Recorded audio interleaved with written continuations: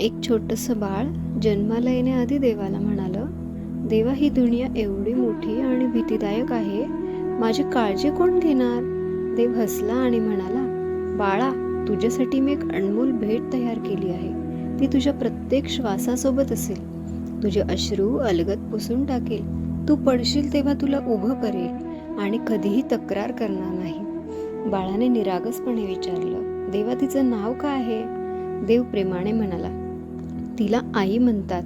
ती तुझ्यासाठी स्वतःची झोप त्यागेल, स्वतःची स्वप्न बाजूला ठेवेल, सगळं काही तुझ्यावर उधळेल आणि तरीही हसतमुख राहील. कारण आईचं प्रेम हे जगातला सगळ्यात मोठा चमत्कार आहे. देव प्रत्येक घरात राहू शकत नाही ना, म्हणून त्याने आई निर्माण केली. पण खरं सांगायचं तर आई ही फक्त देवाची देणगी नाही, तर ती आपल्या प्रत्येक श्वासामागचं कारणही आहे.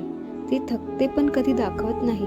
ती रडते पण आपल्यासमोर हसत राहते. आणि एक दिवस आपण जेव्हा मोठं होतो तेव्हा कळतं, आपण ज्याला साधं आयुष्य म्हणतो ते तिच्या हजारो त्यागांनी बनलेलं असतं. म्हणून आजच एकदा आईला मिठी मारा आणि फक्त इतकंच बोला, आई, तू आहेस म्हणून मी आहे.